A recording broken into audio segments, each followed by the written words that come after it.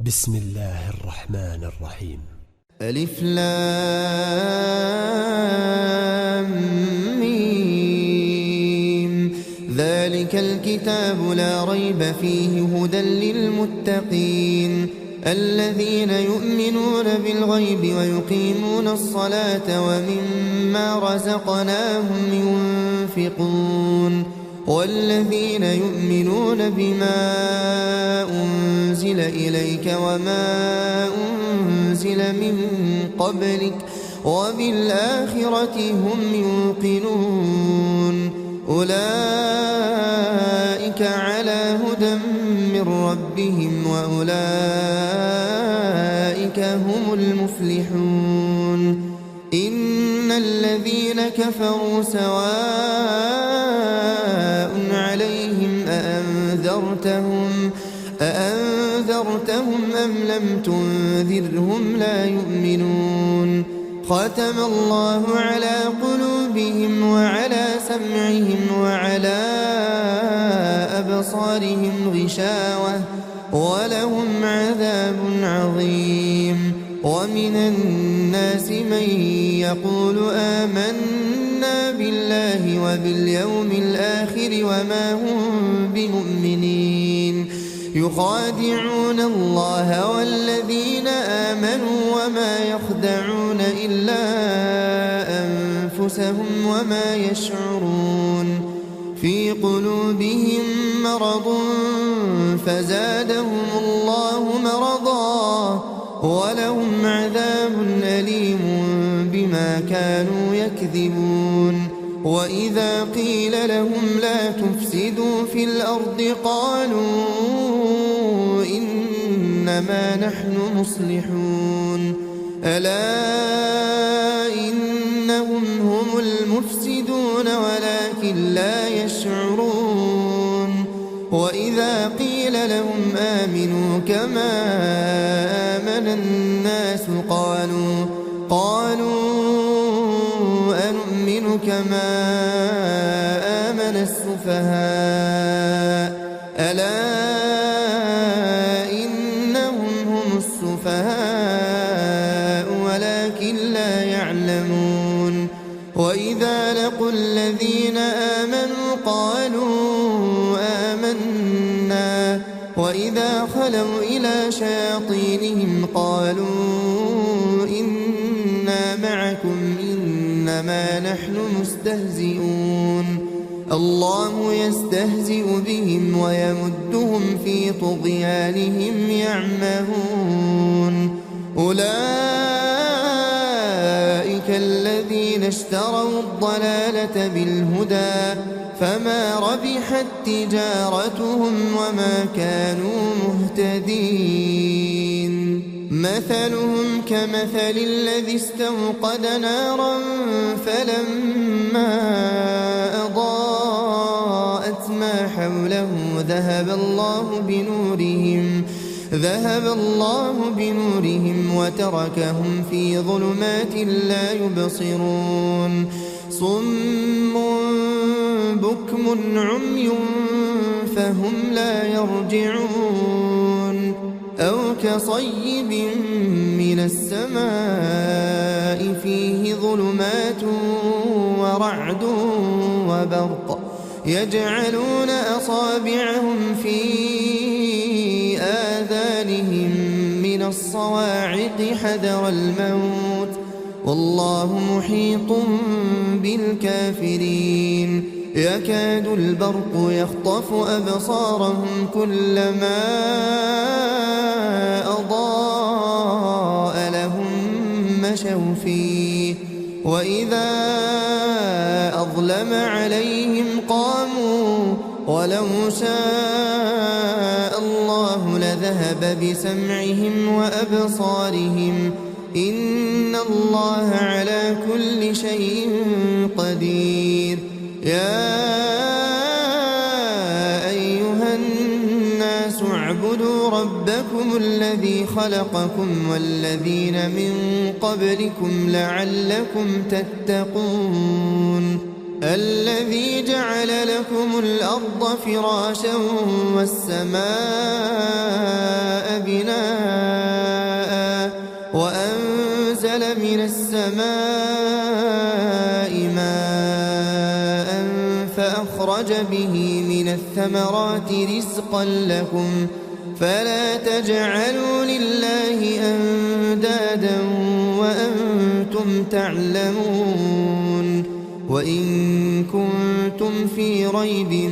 مما نزلنا على عبدنا فأتوا بسورة من مثله وادعوا شهداءكم من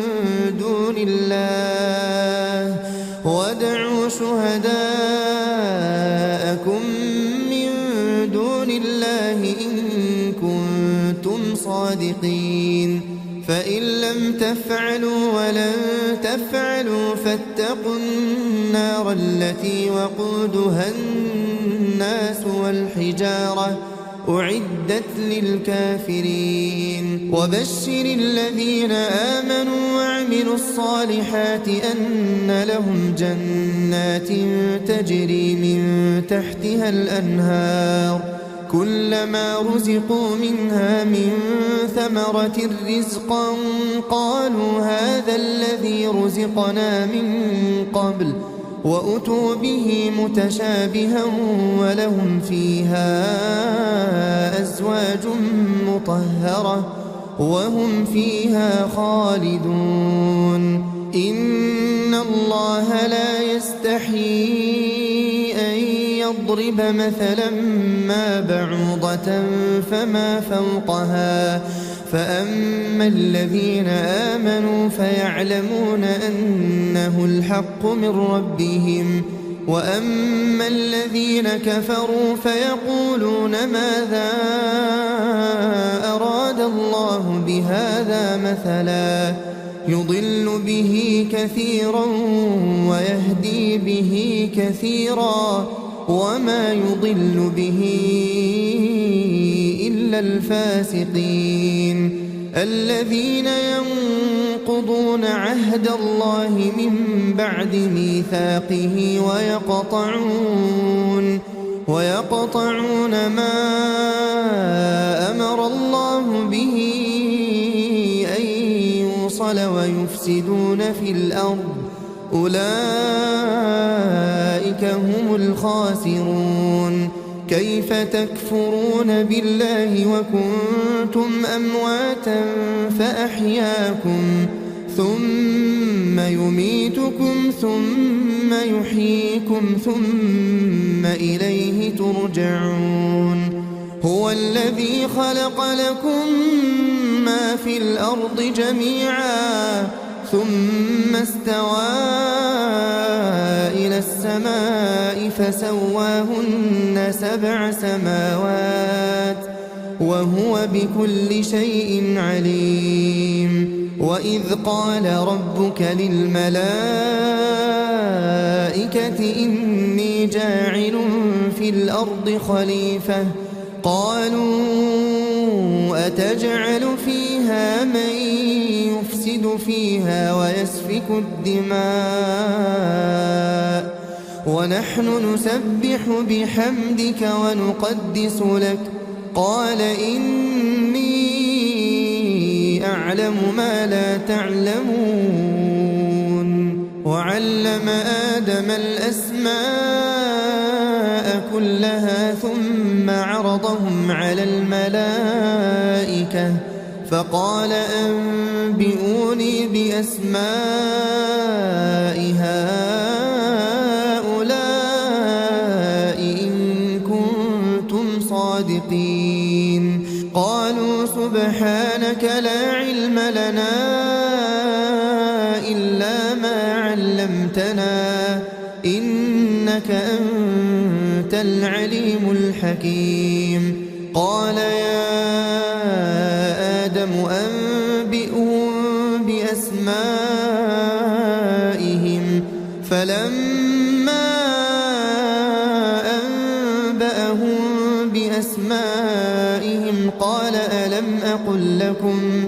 ألم أقل لكم إني أعلم غيب السماوات والأرض وأعلم ما تبدون وما كنتم تكتمون وإذ قلنا للملائكة اسجدوا لآدم فسجدوا إلا إبليس أبى واستكبر وكان من الكافرين وقلنا يا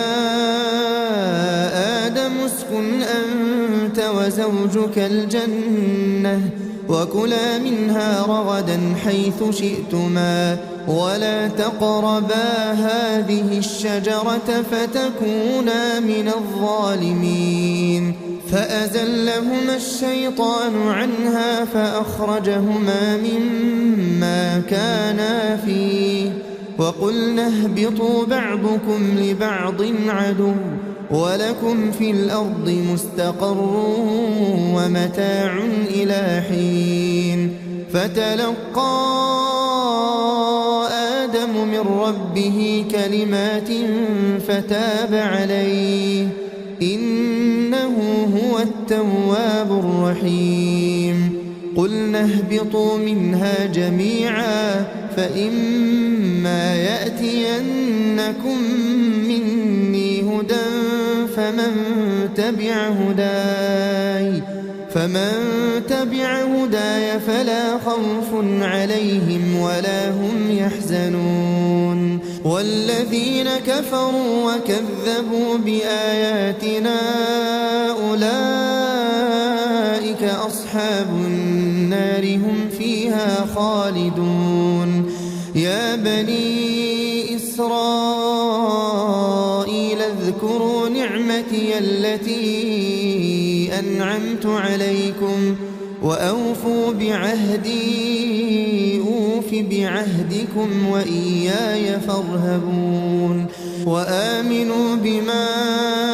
أنزلت مصدقا لما معكم ولا تكونوا أول كافر به ولا تشتروا بآياتي ثمنا قليلا وإياي فاتقون ولا تلبسوا الحق بالباطل وتكتموا الحق وأنتم تعلمون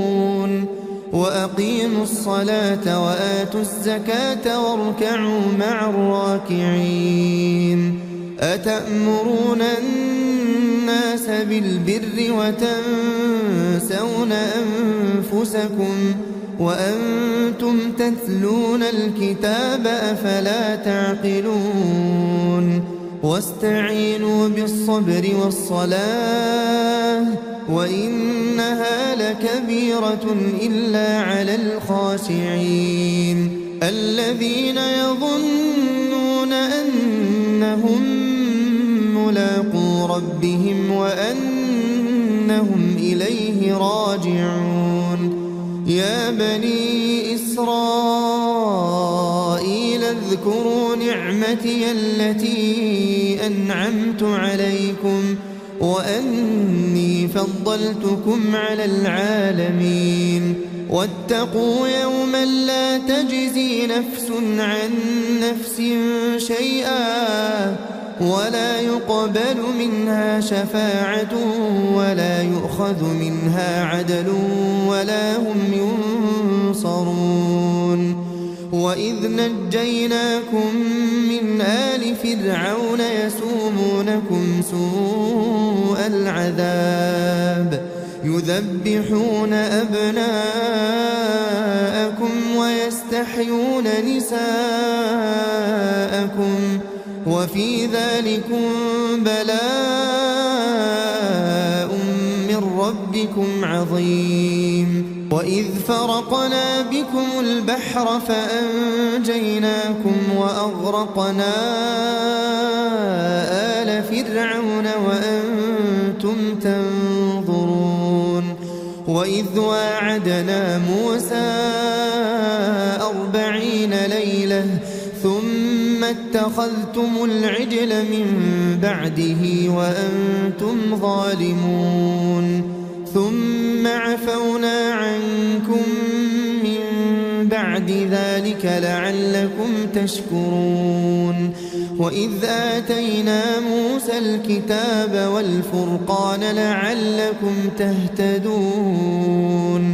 وإذ قال موسى لقومه يا قوم إنكم ظلمتم أنفسكم باتخاذكم العجل فتوبوا إلى بارئكم فاقتلوا أنفسكم ذلكم خير لكم عند بارئكم فتاب عليكم إنه هو التواب الرحيم وإذ قلتم يا موسى لن نؤمن لك حتى نرى الله جهرة فأخذتكم الصاعقة وأنتم تنظرون ثم بعثناكم من بعد موتكم لعلكم تشكرون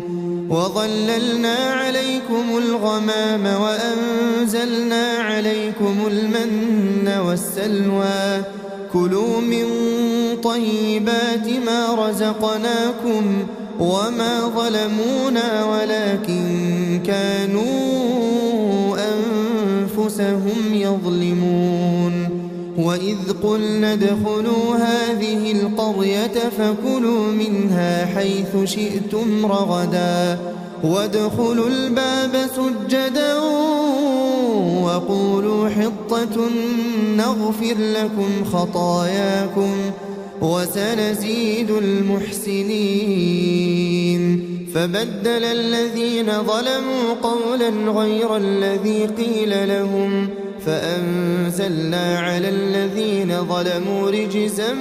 من السماء بما كانوا يفسقون وإذ استسقى موسى لقومه فقلنا اضرب بعصاك الحجر فانفجرت منه 12 عينا قد علم كل أناس مشربهم كلوا واشربوا من رزق الله ولا تعثوا في الأرض مفسدين وإذ قلتم يا موسى لن نصبر على طعام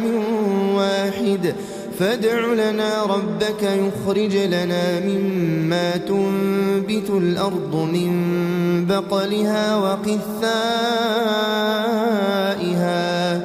وفومها وعدسها وبصلها قال أتستبدلون الذي هو أدنى بالذي هو خير اهبطوا مصرا فإن لكم ما سألتم وضربت عليهم الذلة والمسكنة وباءوا بغضب من الله ذلك بأنهم كانوا يكفرون بآيات الله ويقتلون النبيين بغير الحق ذلك بما عصوا وكانوا يعتدون إن الذين آمنوا والذين هادوا والنصارى والصابئين من آمن بالله واليوم الآخر وعمل صالحا فلهم أجرهم عند ربهم ولا خوف عليهم ولا هم يحزنون وإذ أخذنا ميثاقكم ورفعنا فوقكم الطور خذوا ما آتيناكم بقوة واذكروا ما فيه لعلكم تتقون ثم توليتم من بعد ذلك فلولا فضل الله عليكم ورحمته لكنتم من الخاسرين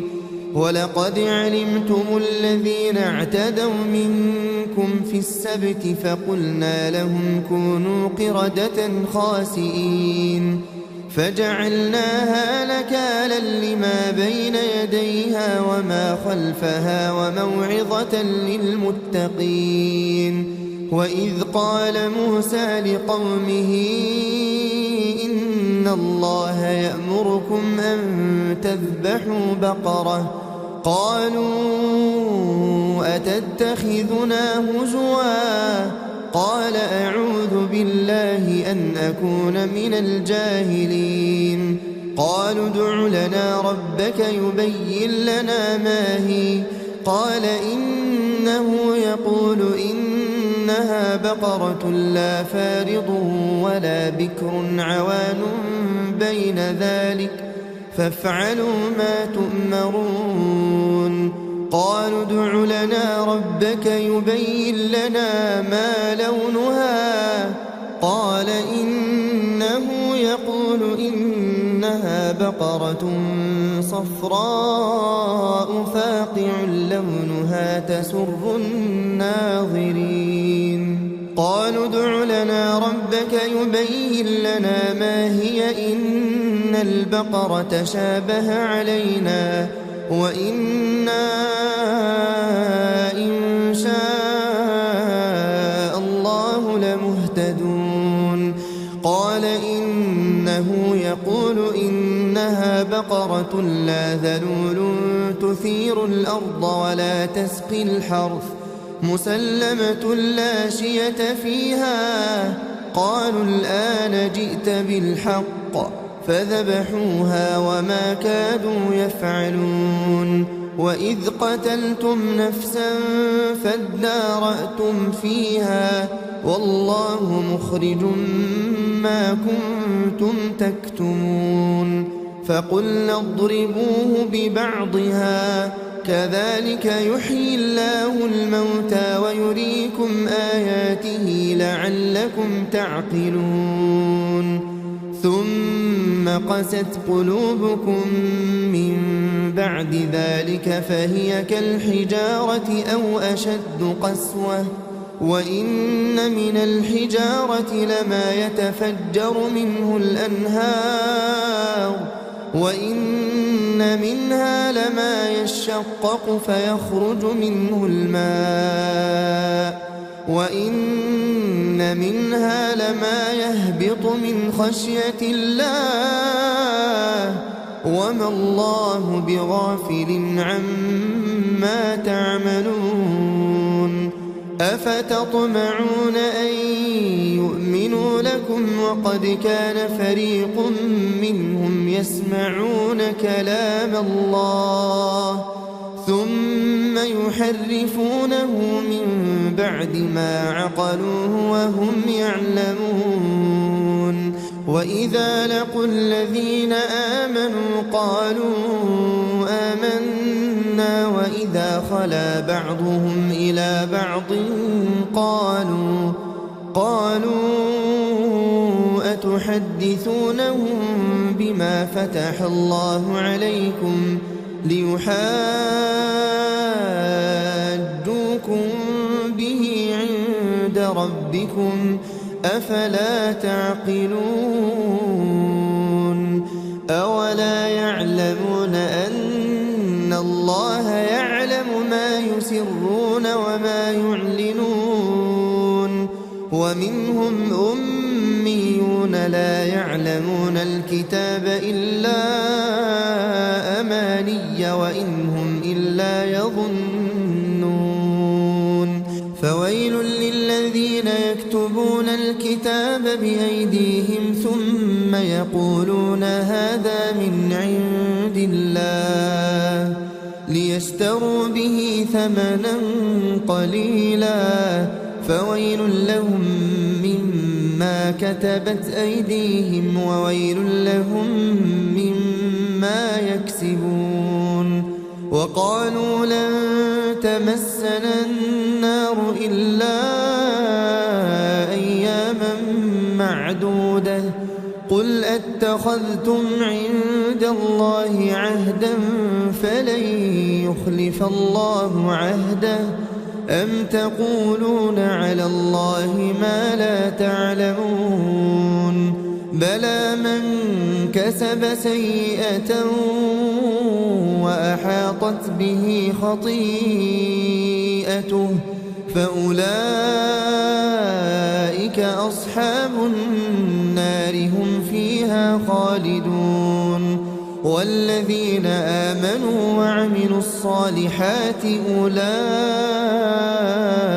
أصحاب الجنة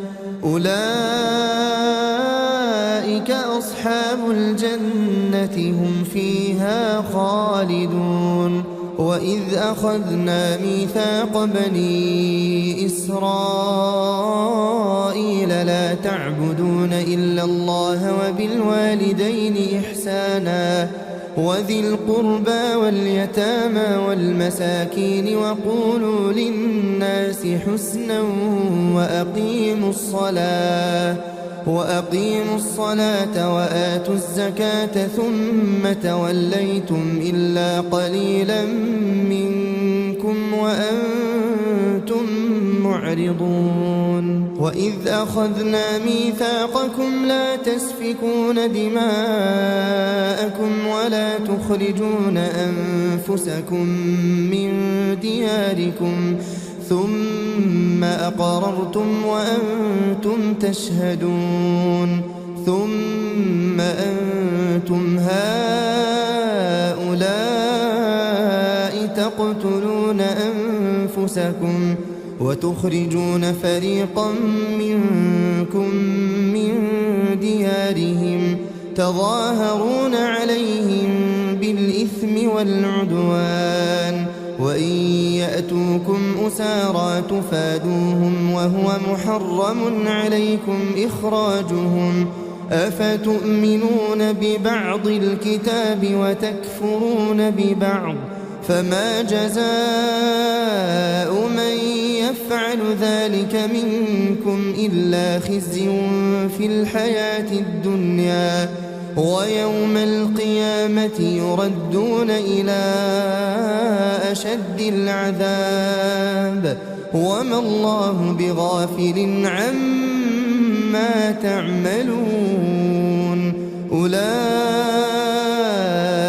الذين اشتروا الحياة الدنيا بالآخرة فلا يخفف عنهم العذاب ولا هم ينصرون ولقد آتينا موسى الكتاب وقفينا من بعده بالرسل وآتينا عيسى ابن مريم البينات وأيدناه بروح القدس أفكلما جاءكم رسول بما لا تهوى أنفسكم استكبرتم ففريقا كذبتم وفريقا تقتلون وقالوا قلوبنا غلف بل لعنهم الله بكفرهم فقليلا ما يؤمنون ولما جاءهم كتاب من عند الله مصدق لما معهم وكانوا من قبل يستفتحون على الذين كفروا فلما جاءهم ما عرفوا كفروا به فلعنة الله على الكافرين بئس ما اشتروا به أنفسهم أن يكفروا بما أنزل الله بغيا أن ينزل الله من فضله على من يشاء من عباده فباءوا بغضب على غضب وللكافرين عذاب مهين وإذا قيل لهم آمنوا بما أنزل الله قالوا نؤمن بما أنزل علينا ويكفرون بما وراءه وهو الحق مصدقا لما معهم قل فلم تقتلون أنبياء الله من قبل إن كنتم مؤمنين. ولقد جاءكم موسى بالبينات ثم اتخذتم العجل من بعده وأنتم ظالمون. وإذ أخذنا ميثاقكم ورفعنا فوقكم الطور خذوا ما آتيناكم بقوة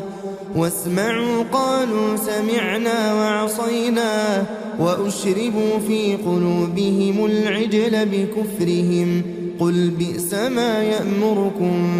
به إيمانكم إن كنتم مؤمنين. قل إن كانت لكم الدار الآخرة عند الله خالصة من دون الناس فتمنوا الموت إن كنتم صادقين ولن يتمنوه أبدا بما قدمت أيديهم والله عليم بالظالمين. ولتجدنهم أحرص الناس على حياة ومن الذين أشركوا يود أحدهم لو يعمر 1000 سنة وما هو بمزحزحه من العذاب أن يعمر والله بصير بما يعملون. قل من كان عدوا لجبريل فإنه نزله على قلبك بإذن الله مصدقا لما بين يديه وهدى وبشرى للمؤمنين. من كان عدوا لله وملائكته ورسله وجبريل وميكال فإن الله عدو للكافرين. ولقد أنزلنا إليك آيات بينات وما يكفر بها إلا الفاسقون. أوكلما عاهدوا عهدا نبذه فريق منهم بل أكثرهم لا يؤمنون. ولما جاءهم رسول من عند الله مصدق لما معهم نبذ فريق من الذين أوتوا الكتاب كتاب الله وراء ظهورهم كأنهم لا يعلمون. واتبعوا ما تتلو الشياطين على ملك سليمان وما كفر سليمان ولكن الشياطين كفروا يعلمون الناس السحر وما أنزل على الملكين ببابل هاروت وماروت وما يعلمان من أحد حتى يقولا إنما نحن فتنة فلا تكفر فيتعلمون منهما ما يفرقون به بين المرء وزوجه وما هم بضارين به من أحد إلا بإذن الله ويتعلمون ما يضرهم ولا ينفعهم ولقد علموا لمن اشتراه ما له في الآخرة من خلاق ولبئس ما شروا به أنفسهم لو كانوا يعلمون. ولو أنهم آمنوا واتقوا لمثوبة من عند الله خير لو كانوا يعلمون. يا أيها الذين آمنوا لا تقولوا راعنا وقولوا انظرنا واسمعوا وللكافرين عذاب أليم. ما يود الذين كفروا من أهل الكتاب ولا المشركين أن ينزل عليكم من خير من ربكم، والله يختص برحمته من يشاء، والله ذو الفضل العظيم. ما ننسخ من آية أو ننسها نأت بخير منها أو مثلها.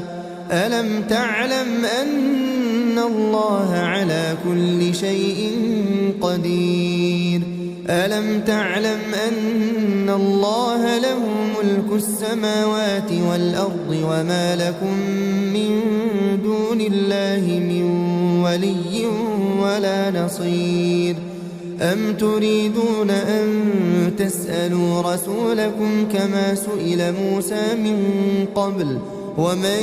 يتبدل الكفر بالإيمان فقد ضل سواء السبيل. ود كثير من أهل الكتاب لو يردونكم من بعد إيمانكم كفارا حسدا من عند أنفسهم من بعد ما تبين لهم الحق، فاعفوا واصفحوا حتى يأتي الله بأمره، إن الله على كل شيء قدير. وأقيموا الصلاة وآتوا الزكاة وما تقدموا لأنفسكم من خير تجدوه عند الله، إن الله بما تعملون بصير. وقالوا لن يدخل الجنة إلا من كان هودا أو نصارى، تلك أمانيهم، قل هاتوا برهانكم إن كنتم صادقين. بلى من أسلم وجهه لله وهو محسن فله أجره عند ربه ولا خوف عليهم ولا هم يحزنون. وقالت اليهود ليست النصارى على شيء، وقالت النصارى ليست اليهود على شيء وهم يتلون الكتاب، كذلك قال الذين لا يعلمون مثل قولهم، فالله يحكم بينهم يوم القيامة فيما كانوا فيه يختلفون. ومن أظلم ممن منع مساجد الله أن يذكر فيها اسمه وسعى في خرابها، أولئك ما كان لهم أن يدخلوها إلا خائفين، لهم في الدنيا خزي ولهم في الآخرة عذاب عظيم. ولله المشرق والمغرب، فأينما تولوا فثم وجه الله، إن الله واسع عليم. وقالوا اتخذ الله ولدا سبحانه، بل له ما في السماوات والأرض كل له قانتون، بديع السماوات والأرض، وإذا قضى أمرا فإنما يقول له كن فيكون. وقال الذين لا يعلمون لولا يكلمنا الله أو تأتينا آية، كذلك قال الذين من قبلهم مثل قولهم تشابهت قلوبهم، قد بينا الآيات لقوم يوقنون. إنا أرسلناك بالحق بشيرا ونذيرا، ولا تسأل عن أصحاب الجحيم. ولن ترضى عنك اليهود ولا النصارى حتى تتبع ملتهم قل إن هدى الله هو الهدى ولئن اتبعت أهواءهم بعد الذي جاءك من العلم ما لك من الله من ولي ولا نصير الذين آتيناهم الكتاب يتلونه حق تلاوته أولئك يؤمنون به ومن يكفر به فأولئك هم الخاسرون يا بني إسرائيل اذكروا نعمتي التي أنعمت عليكم وأني فضلتكم على العالمين واتقوا يوما لا تجزي نفس عن نفس شيئا ولا يقبل منها عدل ولا تنفعها شفاعة ولا هم ينصرون وإذ ابتلى إبراهيم ربه بكلمات فأتمهن قال إني جاعلك للناس إماما قال ومن ذريتي قال لا ينال عهد الظالمين وإذ جعلنا البيت مثابة للناس وأمنا واتخذوا من مقام إبراهيم مصلى وعهدنا إلى إبراهيم وإسماعيل أن طهر بيتي للطائفين والعاكفين والركع السجود وإذ قال إبراهيم رب اجعل هذا بلدا آمنا وارزق أهله من الثمرات من آمن منهم بالله واليوم الآخر قال ومن كفر فأمتعه قليلا ثم أضطره إلى عذاب النار وبئس المصير وإذ يرفع إبراهيم القواعد من البيت وإسماعيل ربنا تقبل منا إنك أنت السميع العليم ربنا واجعلنا مسلمين لك ومن ذريتنا أمة مسلمة لك وأرنا مناسكنا وتب علينا إنك أنت التواب الرحيم ربنا وابعث فيهم رسولا منهم يتلو عليهم آياتك ويعلمهم الكتاب والحكمة ويزكيهم إنك أنت العزيز الحكيم ومن يرغب عن ملة إبراهيم إلا من سفه نفسه ولقد اصطفيناه في الدنيا وإنه في الآخرة لمن الصالحين إذ قال له ربه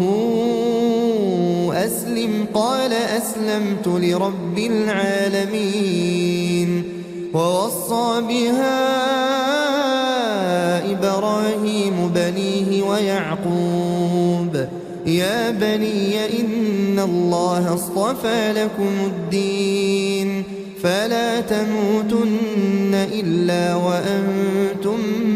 مسلمون أم كنتم شهداء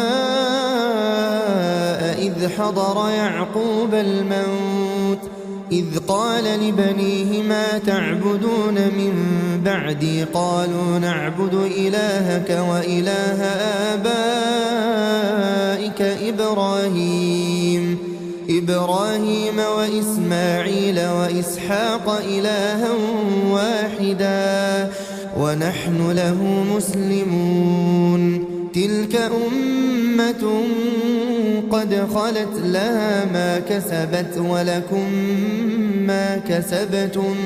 ولا تسألون عما كانوا يعملون وقالوا كونوا هودا أو نصارى تهتدوا قل بل ملة إبراهيم حنيفا وما كان من المشركين قولوا آمنا بالله وما أنزل إلينا وما أنزل إلى إبراهيم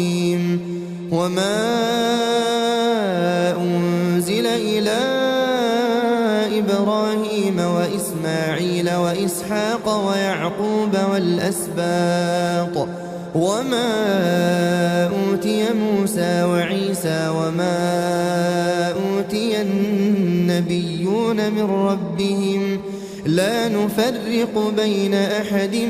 منهم ونحن له مسلمون فإن آمنوا بمثل ما آمنتم به فقد اهتدوا وإن تولوا فإنما هم في شقاق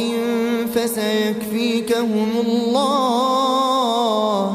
وهو السميع العليم صبغة الله ومن أحسن من الله صبغة ونحن له عابدون قل أتحاجوننا في الله وهو ربنا وربكم ولنا أعمالنا ولكم أعمالكم ونحن له مخلصون أم تقولون إن إبراهيم وإسماعيل وإسحاق ويعقوب والأسباط كانوا هودا أو نصارى قل أنتم أعلم أم الله ومن أظلم ممن كتم شهادة عنده من الله وما الله بغافل عما تعملون تلك أمة قد خلت لها ما كسبت ولكم ما كسبتم ولا تسألون عما كانوا يعملون سيقول السفهاء من الناس ما ولاهم عن قبلتهم التي كانوا عليها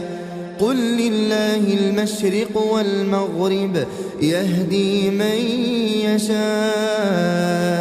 إلى صراط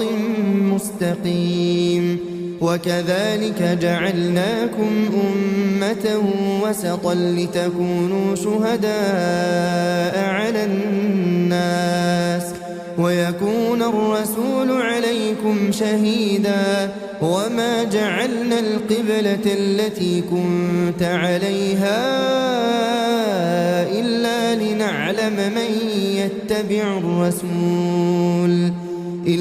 لنعلم من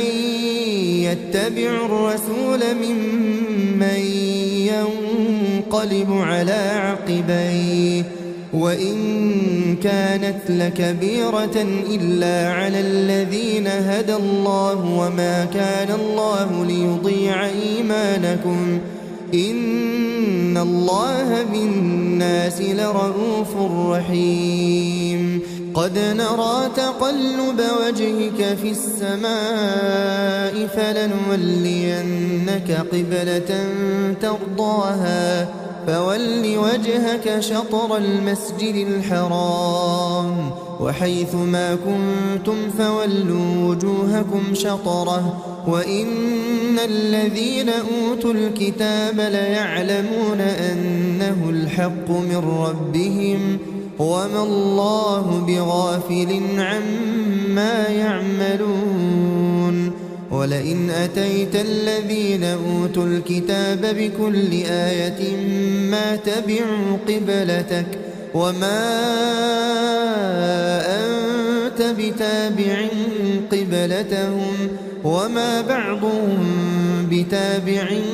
قبلة بعض ولئن اتبعت أهواءهم من بعد ما جاءك من العلم إنك إذا لمن الظالمين. الذين آتيناهم الكتاب يعرفونه كما يعرفون أبناءهم وإن فريقا منهم ليكتمون الحق وهم يعلمون. الحق من ربك فلا تكونن من الممترين. ولكل وجهة هو موليها فاستبقوا الخيرات أينما تكونوا يأت بكم الله جميعا إن الله على كل شيء قدير. ومن حيث خرجت فول وجهك شطر المسجد الحرام وإنه للحق من ربك وما الله بغافل عما تعملون. ومن حيث خرجت فول وجهك شطر المسجد الحرام وحيث ما كنتم فولوا وجوهكم شطره لئلا يكون للناس عليكم حجة إلا الذين ظلموا منهم فلا تخشوهم واخشوني ولأتم نعمتي عليكم ولعلكم تهتدون. كما أرسلنا فيكم رسولا منكم يتلو عليكم آياتنا ويزكيكم ويعلمكم الكتاب والحكمة ويعلمكم ما لم تكونوا تعلمون. فاذكروني أذكركم واشكروا لي ولا تكفرون. يا أيها الذين آمنوا استعينوا بالصبر والصلاة إن الله مع الصابرين. ولا تقولوا لمن يقتل في سبيل الله أموات بل أحياء ولكن لا تشعرون. ولنبلونكم بشيء من الخوف والجوع ونقص من الأموال والأنفس والثمرات وبشر الصابرين الذين إذا أصابتهم مصيبة قالوا إنا لله وإنا إليه راجعون. أولئك عليهم صلوات من ربهم ورحمة وأولئك هم المهتدون. إن الصفا والمروة من شعائر الله فمن حج البيت أو اعتمر فلا جناح عليه أن يطوف بهما ومن تطوع خيرا فإن الله شاكر عليم. إن الذين يكتمون ما أنزلنا من البينات والهدى من بعد ما بيناه للناس في الكتاب أولئك يلعنهم الله ويلعنهم اللاعنون إلا الذين تابوا وأصلحوا وبينوا فأولئك أتوب عليهم وأنا التواب الرحيم. إن الذين كفروا وماتوا وهم كفار أولئك عليهم لعنة الله والملائكة والناس أجمعين خالدين فيها لا يخفف عنهم العذاب ولا هم ينظرون وإلهكم إله واحد لا إله إلا هو الرحمن الرحيم إن في خلق السماوات والأرض واختلاف الليل والنهار والفلك التي تجري في البحر بما ينفع الناس وما أنزل الله من السماء من ماء فأحيا به الأرض بعد موتها وبث فيها من كل دابة وتصريف الرياح والسحاب المسخر بين السماء والأرض لآيات لقوم يعقلون ومن الناس من يتخذ من دون الله أندادا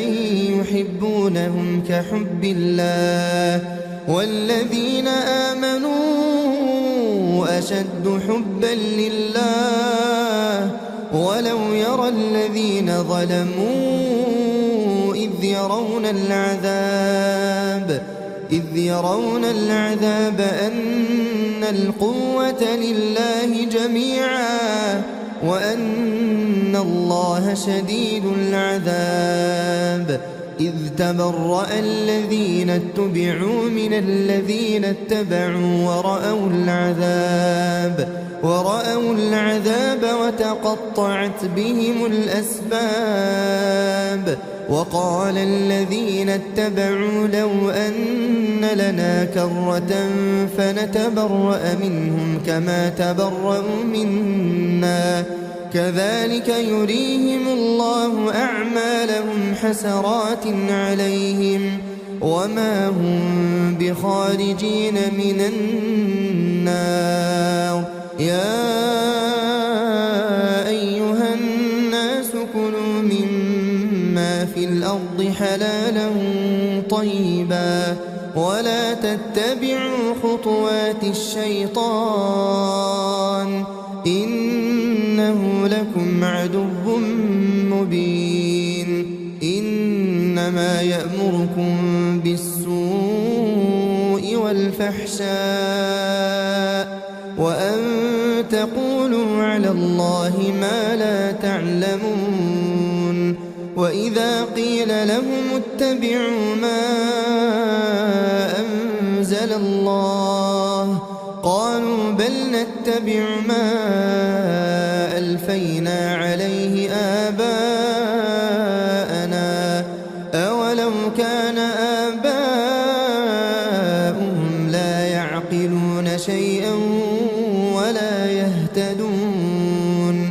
ومثل الذين كفروا كمثل الذي ينعق بما لا يسمع إلا دعاء ونداء صم بكم عمي فهم لا يعقلون يا أيها الذين آمنوا كلوا من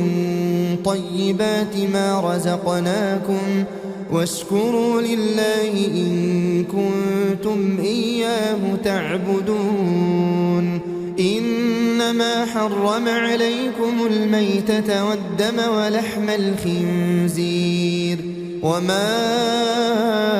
أهل به لغير الله فمن اضطر غير باغ ولا عاد فلا إثم عليه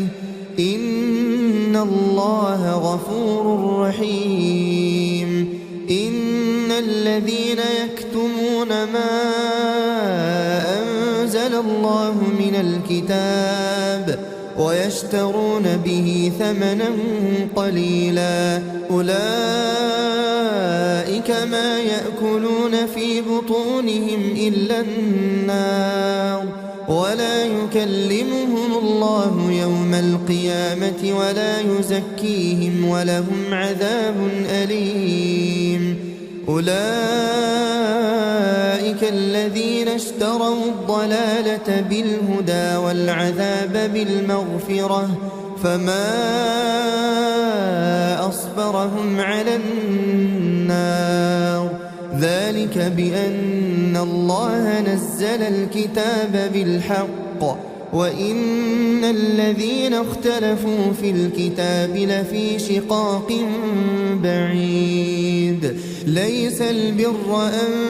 تولوا وجوهكم قبل المشرق والمغرب ولكن البر من آمن بالله واليوم الآخر والملائكة والكتاب والنبيين وآتى المال على حبه ذوي القربى واليتامى والمساكين وابن السبيل والسائلين وفي الرقاب وأقام الصلاة وآتى الزكاة والموفون بعهدهم إذا عاهدوا والصابرين في البأساء والضراء وحين البأس. أولئك الذين صدقوا وأولئك هم المتقون. يا أيها الذين آمنوا كتب عليكم القصاص في القتلى الحر بالحر والعبد بالعبد والأنثى بالأنثى فمن عفي له من أخيه شيء فاتباع بالمعروف وأداء إليه بإحسان ذلك تخفيف من ربكم ورحمة فمن اعتدى بعد ذلك فله عذاب أليم. ولكم في القصاص حياة يا أولي الألباب لعلكم تتقون. كتب عليكم إذا حضر أحدكم الموت إن ترك خيرا الوصية للوالدين والأقربين بالمعروف حقا على المتقين. فمن بدله بعدما سمعه فإنما إثمه على الذين يبدلونه إن الله سميع عليم. فمن خاف من موص جنفا أو إثما فأصلح بينهم فلا إثم عليه إن الله غفور رحيم. يا أيها الذين آمنوا كتب عليكم الصيام كما كتب على الذين من قبلكم لعلكم تتقون. أياما معدودات فمن كان منكم مريضا أو على سفر فعدة من أيام أخر وعلى الذين يطيقونه فدية طعام مسكين فمن تطوع خيرا فهو خير له وأن تصوموا خير لكم إن كنتم تعلمون. شهر رمضان الذي أنزل فيه القرآن هدى للناس وبينات من الهدى والفرقان فمن شهد منكم الشهر فليصمه ومن كان مريضا أو على سفر فعدة من أيام أخر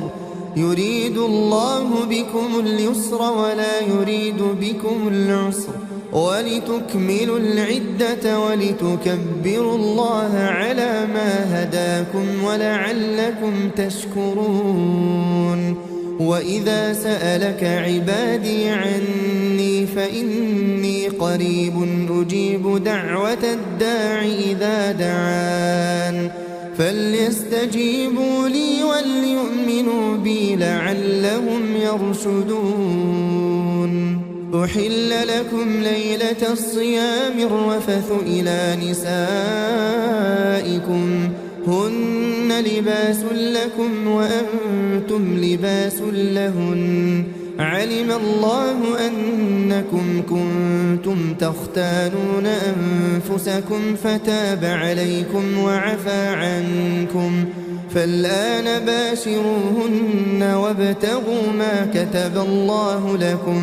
وكلوا واشربوا حتى يتبين لكم الخيط الأبيض من الخيط الأسود من الفجر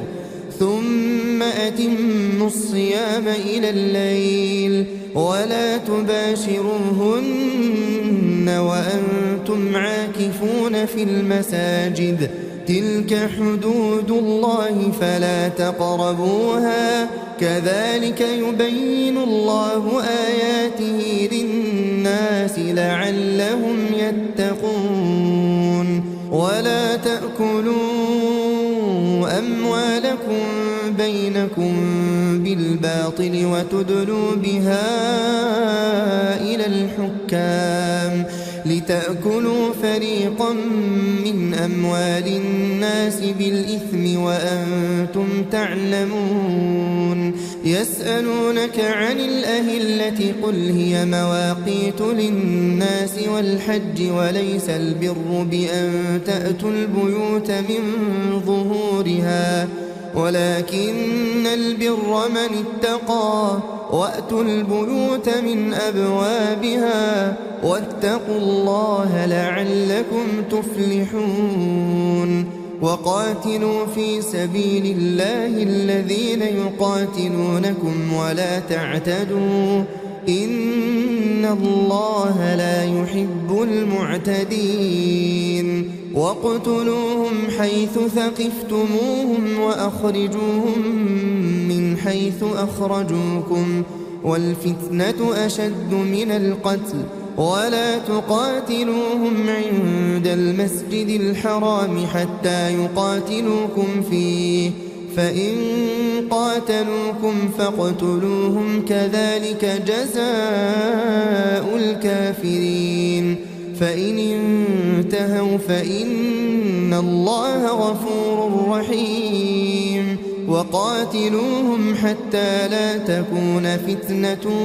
ويكون الدين لله فإن انتهوا فلا عدوان إلا على الظالمين. الشهر الحرام بالشهر الحرام والحرمات قصاص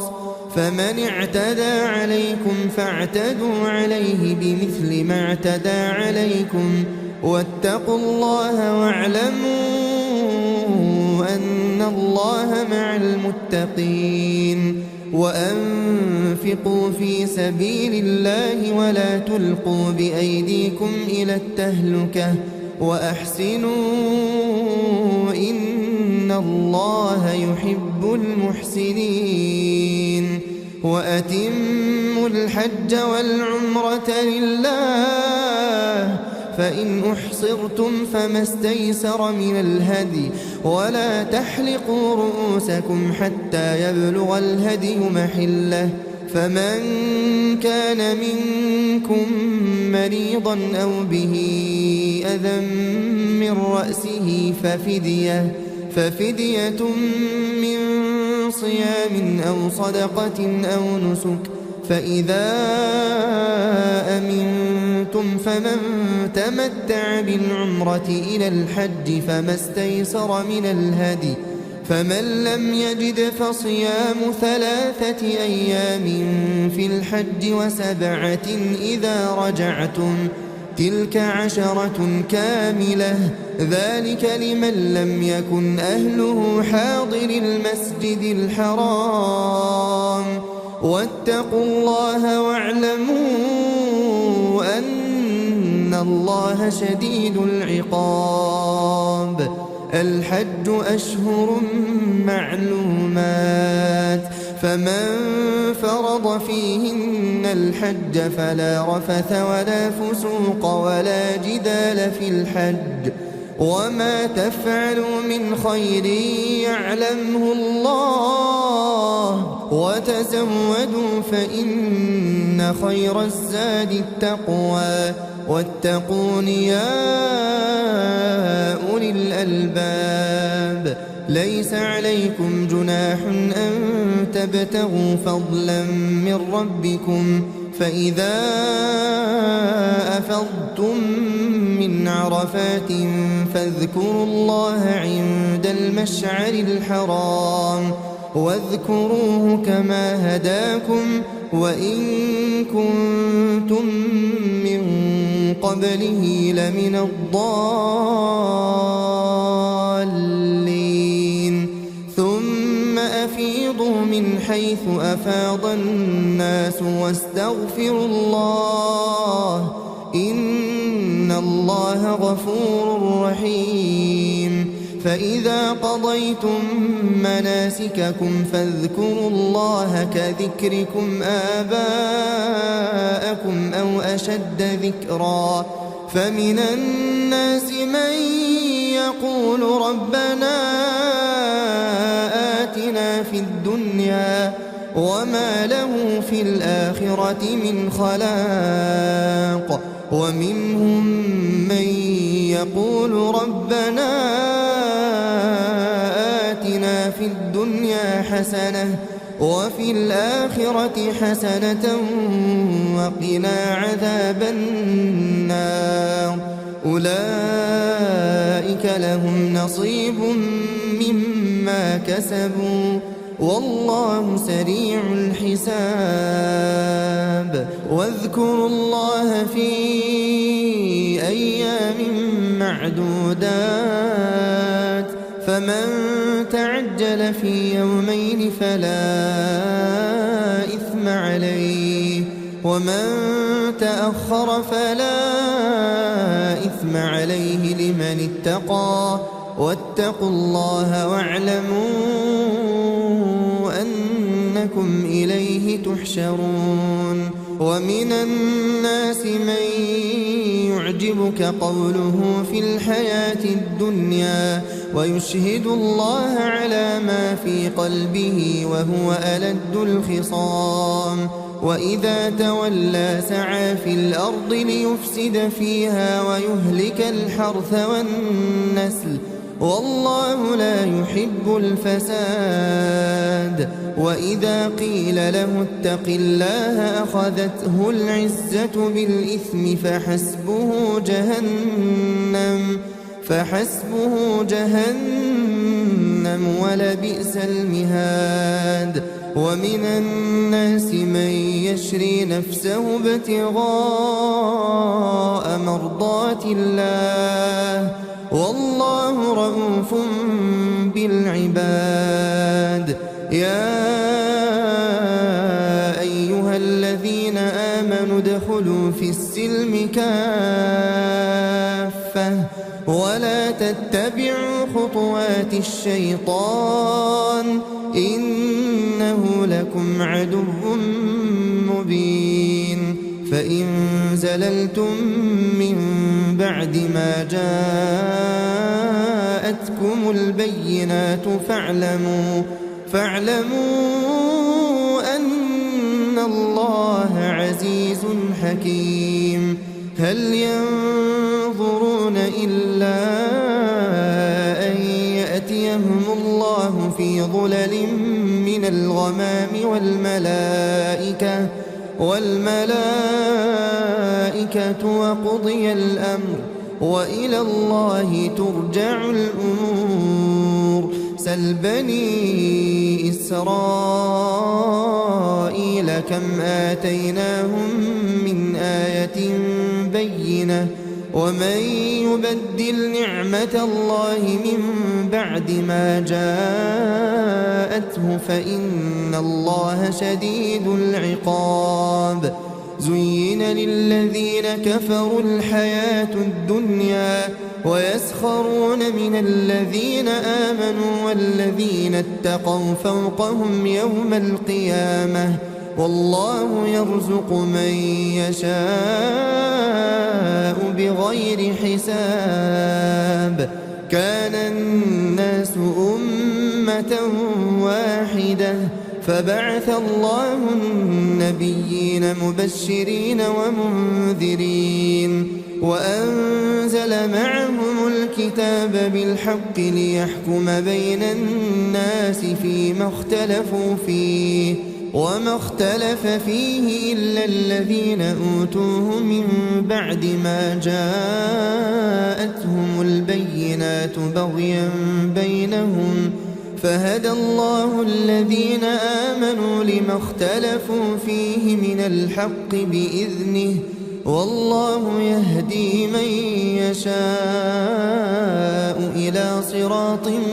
مستقيم. أم حسبتم أن تدخلوا الجنة ولما يأتكم مثل الذين خلوا من قبلكم مستهم البأساء والضراء وزلزلوا حتى يقول الرسول والذين آمنوا معه متى نصر الله ألا إن نصر الله قريب. يسألونك ماذا ينفقون قل ما أنفقتم من خير فللوالدين والأقربين واليتامى والمساكين وابن السبيل وما تفعلوا من خير فإن الله به عليم. كتب عليكم القتال وهو كره لكم وعسى أن تكرهوا شيئا وهو خير لكم وعسى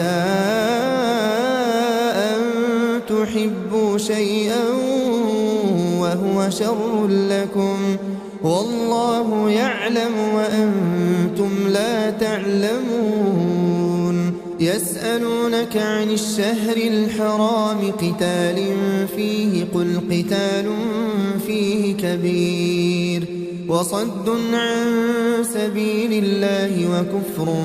به والمسجد الحرام وإخراج أهله منه أكبر عند الله والفتنة أكبر من القتل ولا يزالون يقاتلونكم حتى يردوكم عن دينكم إن استطاعوا ومن يرتدد منكم عن دينه فيمت وهو كافر فأولئك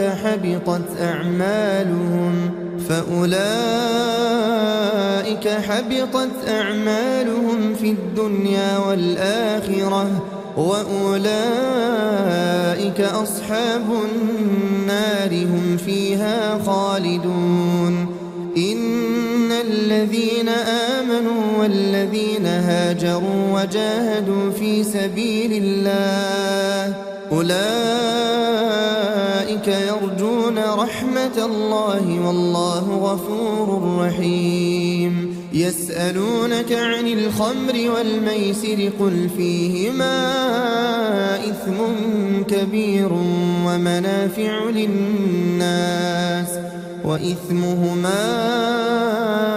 أكبر من نفعهما ويسألونك ماذا ينفقون قل العفو كذلك يبين الله لكم الآيات لعلكم تتفكرون في الدنيا والآخرة. ويسألونك عن اليتامى قل إصلاح لهم خير وإن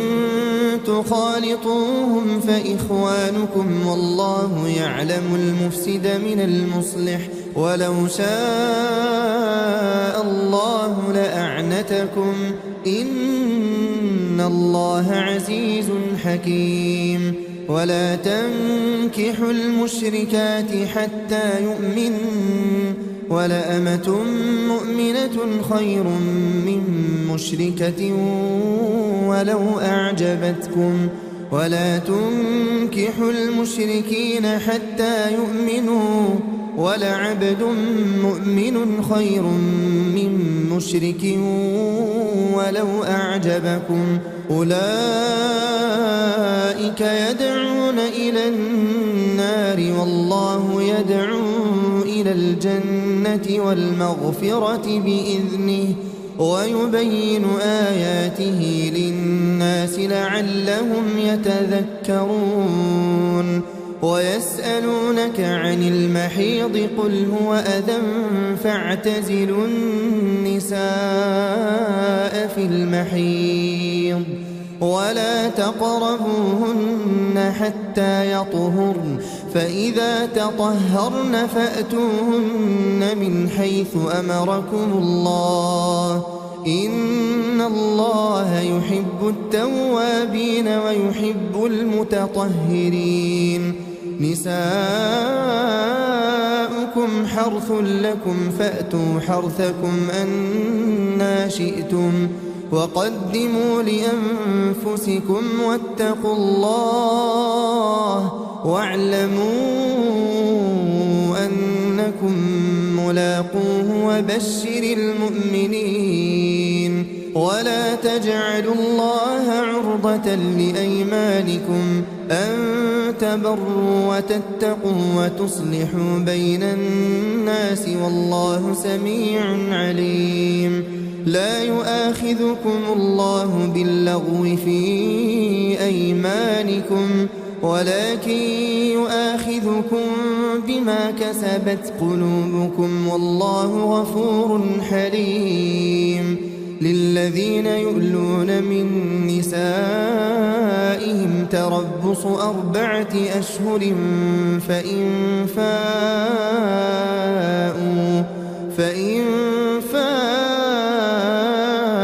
فإن الله غفور رحيم وإن عزموا الطلاق فإن الله سميع عليم والمطلقات يتربصن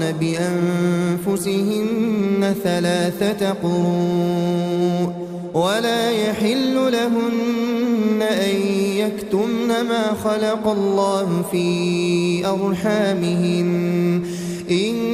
كن يؤمن بالله واليوم الآخر وبعولتهن أحق بردهن في ذلك إن أرادوا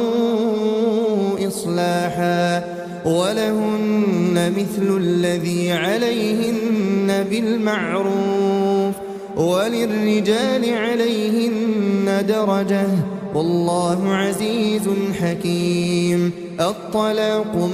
2 فإمساكم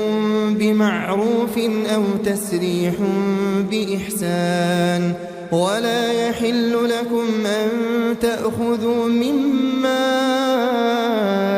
آتيتموهن شيئا إلا أن يخافا ألا يقيما حدود الله فإن خفتم ألا يقيما حدود الله فلا جناح عليهما فيما افتدت به تلك حدود الله فلا تعتدوها ومن يتعد حدود الله فأولئك هم الظالمون فإن طلقها فلا تحل له من بعد حتى تنكح زوجا غيره فإن طلقها فلا جناح عليهما أن يتراجعا إن ظنا أن يقيما حدود الله وتلك حدود الله يبينها لقوم يعلمون وإذا طلقتم النساء فبلغن أجلهن فأمسكوهن بمعروف أو سرحوهن بمعروف ولا تمسكوهن ضرارا لتعتدوا ومن يفعل ذلك فقد ظلم نفسه ولا تتخذوا آيات الله هزوا واذكروا نعمة الله عليكم وما أنزل عليكم من الكتاب والحكمة يعظكم به واتقوا الله واعلموا أن الله بكل شيء عليم وإذا طلقتم النساء فبلغن أجلهن فلا تعضلوهن أن ينكحن أزواجهن إذا تراضوا بينهم بالمعروف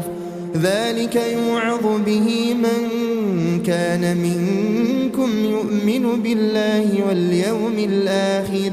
ذلكم أزكى لكم وأطهر والله يعلم وأنتم لا تعلمون والوالدات يرضعن أولادهن حولين كاملين لمن أراد أن يتم الرضاعة وعلى المولود له رزقهن وكسوتهن بالمعروف لا تكلف نفس إلا وسعها لا تضار والدة بولدها ولا مولود له بولده وعلى الوارث مثل ذلك فإن أرادا فصالا عن تراض منهما وتشاور فلا جناح عليهما وإن أردتم أن تسترضعوا أولادكم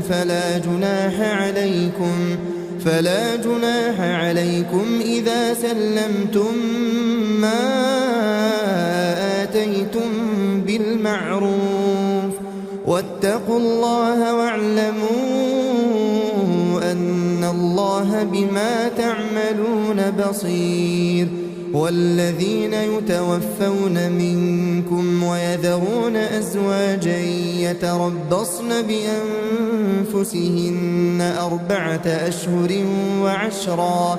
فإذا بلغن أجلهن فلا جناح عليكم فيما فعلن في أنفسهن بالمعروف والله بما تعملون خبير ولا جناح عليكم فيما عرضتم به من خطبة النساء أو أكننتم في أنفسكم علم الله أنكم ستذكرونهن ولكن لا تواعدوهن سرا إلا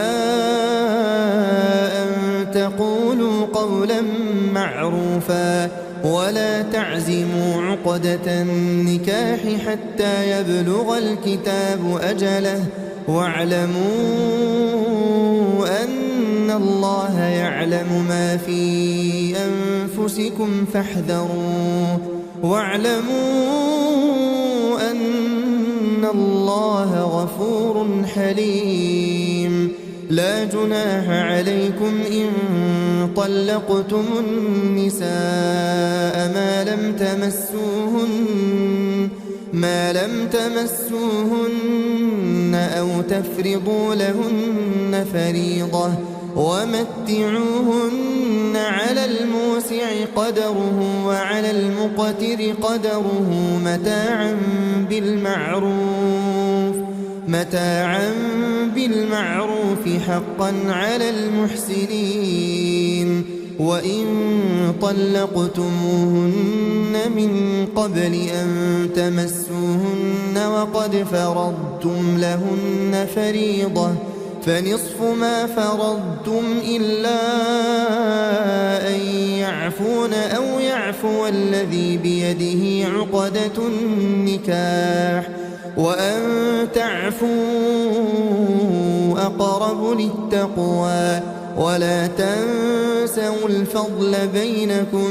إن الله بما تعملون بصير حافظوا على الصلوات والصلاة الوسطى وقوموا لله قانتين فإن خفتم فرجالا أو ركبانا فإذا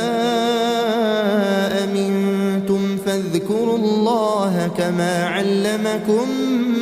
ما لم تكونوا تعلمون والذين يتوفون منكم ويذرون أزواجا وصية لأزواجهم متاعا إلى الحول غير إخراج فإن خرجن فلا جناح عليكم فيما فعلن في أنفسهن من معروف والله عزيز حكيم وللمطلقات متاع بالمعروف حقا على المتقين كذلك يبين الله لكم آياته لعلكم تعقلون ألم تر إلى الذين خرجوا من ديارهم وهم ألوف حذر الموت فقال لهم الله موتوا ثم أحياهم إن الله لذو فضل على الناس ولكن أكثر الناس لا يشكرون وقاتلوا في سبيل الله واعلموا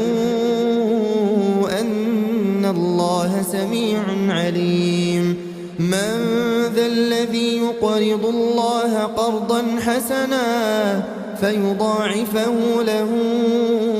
أضعافا كثيرة والله يقبض ويبسط وإليه ترجعون ألم تر إلى الملأ من بني إسرائيل من بعد موسى إذ قالوا لنبي لهم ابعث لنا ملكا نقاتل في سبيل الله قال هل عسيتم إن كتب عليكم القتال ألا تقاتلوا قالوا وما لنا ألا نقاتل في سبيل الله وقد أخرجنا من ديارنا وأبنائنا فلما كتب عليهم القتال تولوا إلا قليلا منهم والله عليم بالظالمين وقال لهم نبيهم إن الله قد بعث لكم طالوت ملكا قالوا أنى يكون له الملك علينا ونحن أحق بالملك منه ولم يؤت سعة من المال قال إن الله اصطفاه عليكم وزاده بسطة في العلم والجسم والله يؤتي ملكه من يشاء والله واسع عليم وقال لهم نبيهم إن آية ملكه أن يأتيكم التابوت فيه سكينة من ربكم وبقية مما ترك آل موسى وآل هارون تحمله الملائكة إن في ذلك لآية لكم إن كنتم مؤمنين فلما فصل طالوت بالجنود قال إن الله مبتليكم بنهر فمن شرب منه فليس مني ومن لم يطعمه فإنه مني إلا من اغترف غرفة بيده فشربوا منه إلا قليلا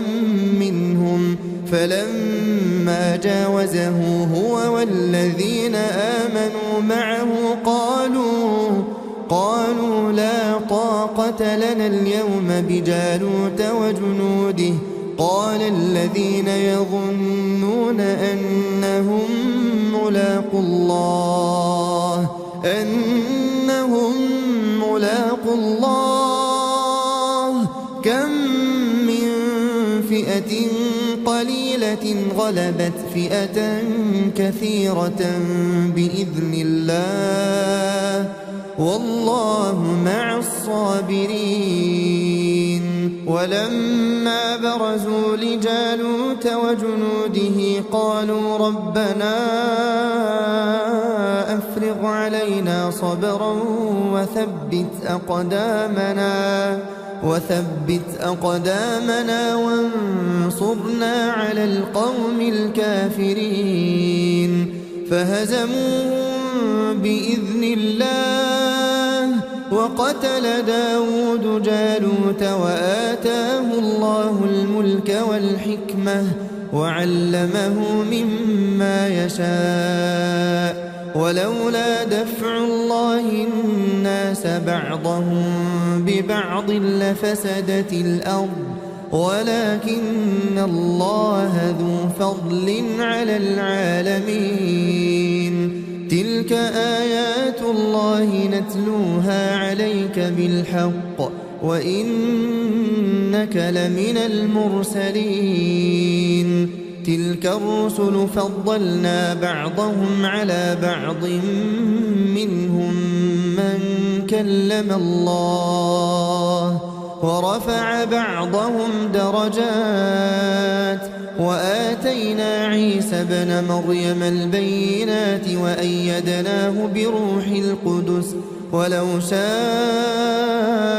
الله ما اقتتل الذين من بعدهم من بعد ما جاءتهم البينات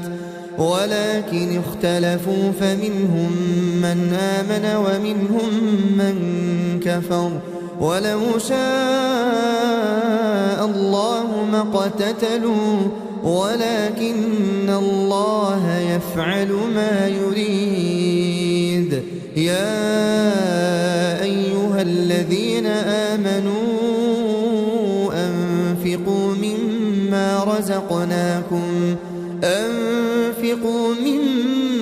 رزقناكم من قبل أن يأتي يوم لا بيع فيه ولا خلة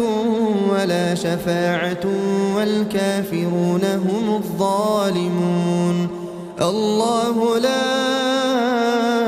إله إلا هو الحي القيوم لا تأخذه سنة ولا نوم له ما في السماوات وما في الأرض من ذا الذي يشفع عنده إلا بإذنه يعلم ما بين أيديهم وما خلفهم ولا يحيطون بشيء من علمه إلا بما شاء وسع كرسيه السماوات والأرض ولا يؤوده حفظهما وهو العلي العظيم. لا إكراه في الدين قد تبين الرشد من الغي فمن يكفر بالطاغوت ويؤمن بالله فقد استمسك بالعروة الوثقى لا انفصام لها والله سميع عليم. الله ولي الذين آمنوا يخرجهم من الظلمات إلى النور والذين كفروا أولياؤهم يخرجونهم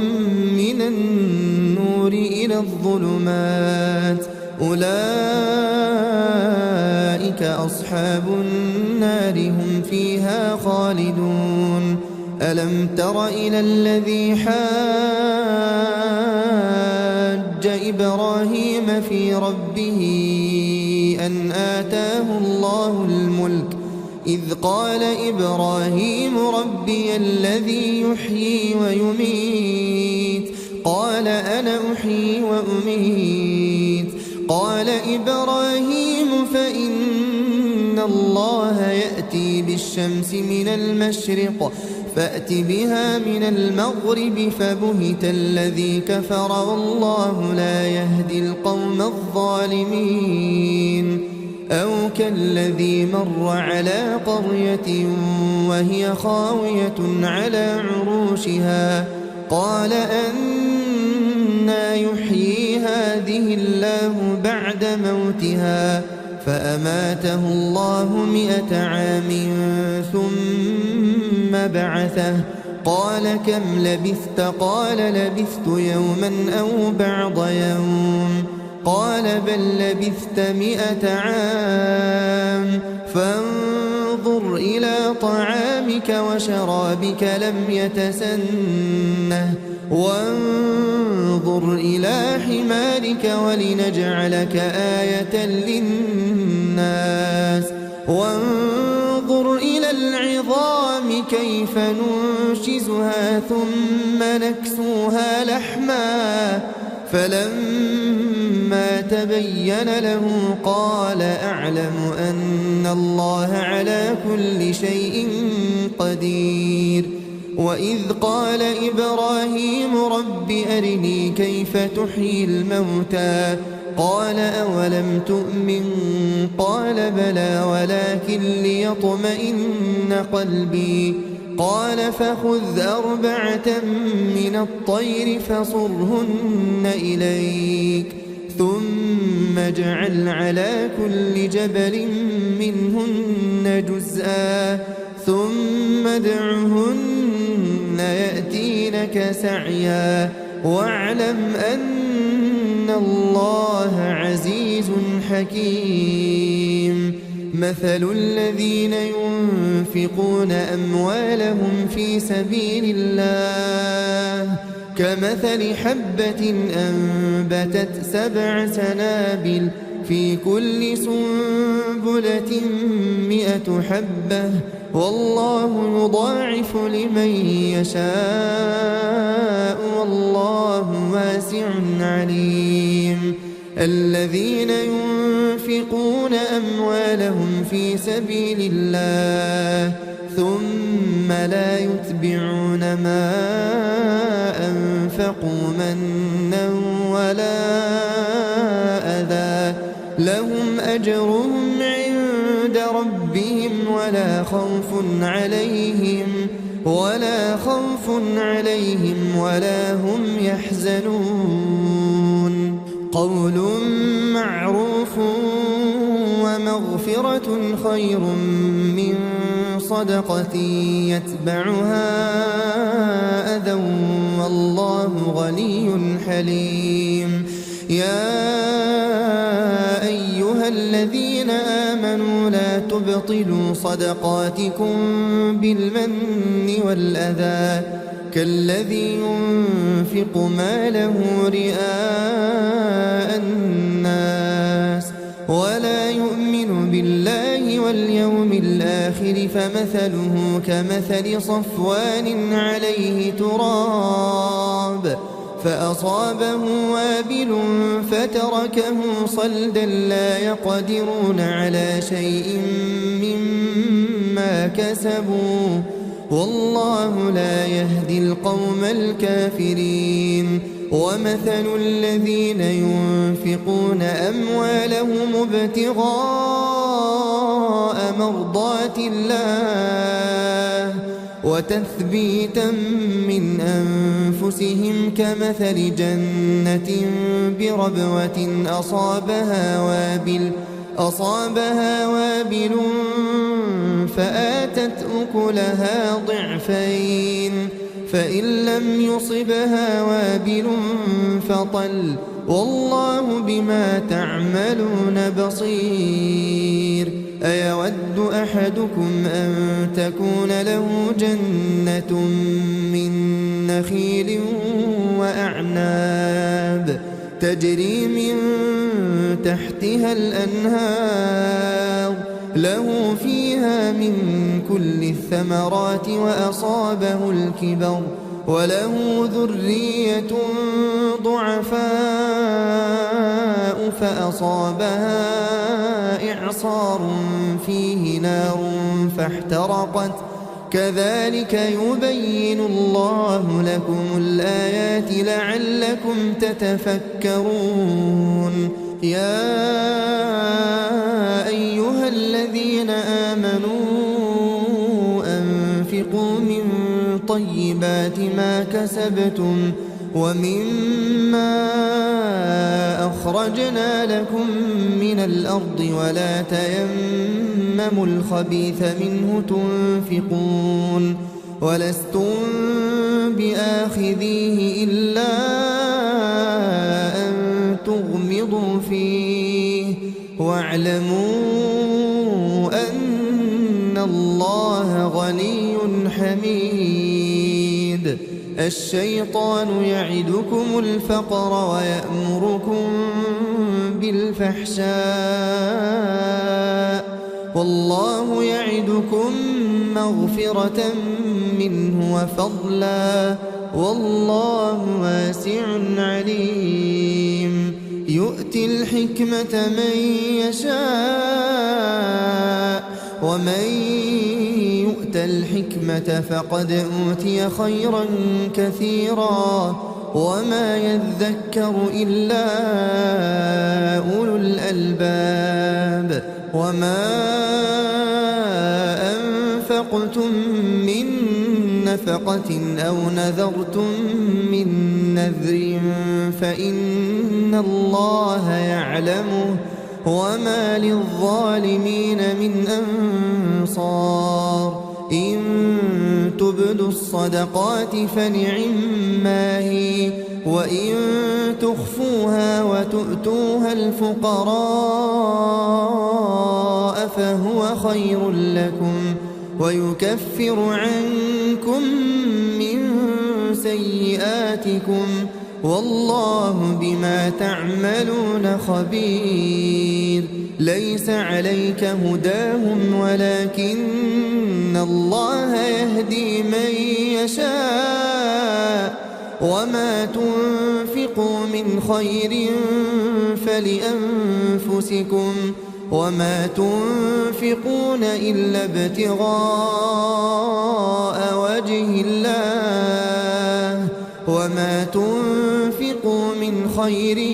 يوفى إليكم وأنتم لا تظلمون للفقراء الذين أحصروا في سبيل الله لا يستطيعون ضربا في الأرض يحسبهم الجاهل أغنياء من التعفف تعرفهم بسيماهم لا يسألون الناس إلحافا وما تنفقوا من خير فإن الله به عليم الذين ينفقون أموالهم بالليل والنهار سرا وعلانية فلهم أجرهم عند ربهم ولا خوف عليهم ولا هم يحزنون الذين يأكلون الربا لا يقومون إلا كما يقوم الذي يتخبطه الشيطان من المس ذلك بأنهم قالوا إنما البيع مثل الربا وأحل الله البيع وحرم الربا فمن جاءه موعظة من ربه فانتهى فله ما سلف وأمره إلى إلى الله ومن عاد فأولئك أصحاب النار هم فيها خالدون يمحق الله الربا ويربي الصدقات والله لا يحب كل كفار أثيم إن الذين آمنوا وعملوا الصالحات وأقاموا الصلاة وآتوا الزكاة لهم أجرهم عند ربهم ولا خوف عليهم ولا هم يحزنون يا أيها الذين آمنوا اتقوا الله وذروا ما بقي من الربا إن كنتم مؤمنين فإن لم تفعلوا فأذنوا بحرب من الله ورسوله وإن تبتم فلكم رؤوس أموالكم لا تظلمون ولا تظلمون وإن كان ذو عسرة فنظرة إلى ميسرة وأن تصدقوا خير لكم إن كنتم تعلمون واتقوا يوما ترجعون فيه إلى الله ثم توفى كل نفس ما كسبت وهم لا يظلمون يا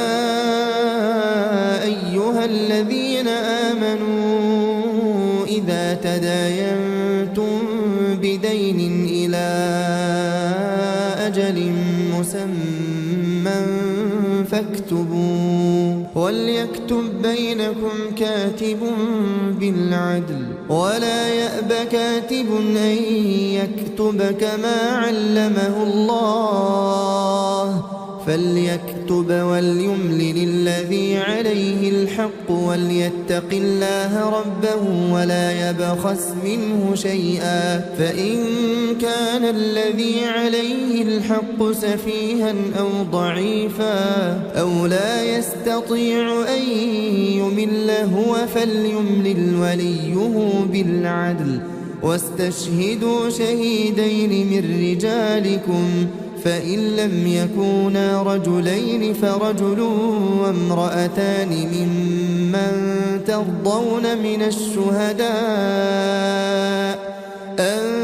تضل إحداهما فتذكر إحداهما الأخرى ولا يأبى الشهداء إذا ما دعوا ولا تسأموا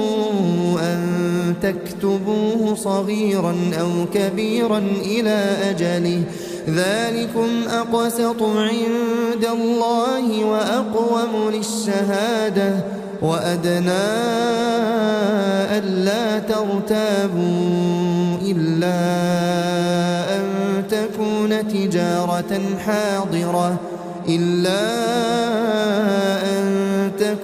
تجارة حاضرة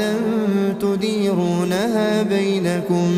فليس عليكم جناح ألا تكتبوها وأشهدوا إذا تبايعتم ولا يضار كاتب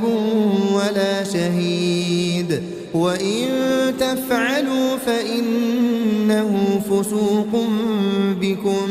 واتقوا الله ويعلمكم الله والله بكل شيء عليم وإن كنتم على سفر ولم تجدوا كاتبا فرهان مقبوضة فإن أمن بعضكم بعضا فليؤدي الذي ائتمن أمانته وليتق الله ربه ولا تكتموا الشهادة ومن يكتمها فإنه آثم قلبه والله بما تعملون عليم لله ما في السماوات وما في الأرض وإن تبدوا ما في أنفسكم أو تخفوه يحاسبكم به الله فيغفر لمن يشاء ويعذب من يشاء والله على كل شيء قدير. آمن الرسول بما أنزل إليه من ربه والمؤمنون كل آمن بالله وملائكته وكتبه ورسله لا نفرق بين أحد من رسله وقالوا سمعنا وأطعنا غفرانك ربنا وإليك المصير. لا يكلف الله نفسا إلا وسعها لها ما كسبت وعليها ما اكتسبت ربنا لا تؤاخذنا إن نسينا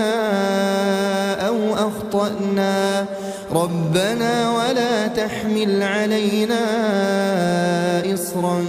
كما حملته على الذين من قبلنا ربنا ولا تحملنا ما لا طاقة لنا به واعف عنا واغفر لنا وارحمنا أنت مولانا فانصرنا على القوم الكافرين.